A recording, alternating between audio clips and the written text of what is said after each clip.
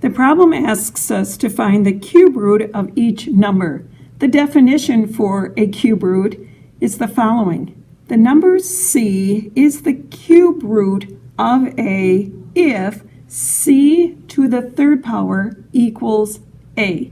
And in this first problem, the cube root of 8 is the number whose cube is 8.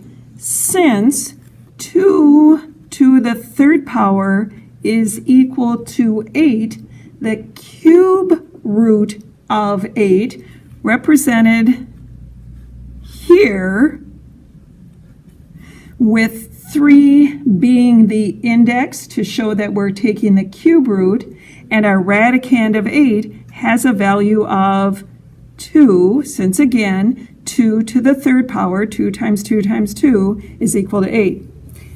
This second example is asking us to find the cube root of negative 125. Symbolically, using the radical sign, it would be an index of 3 with a radicand of negative 125. We're looking for a number times itself 3 times, in other words, cubed, such that the result is negative 125.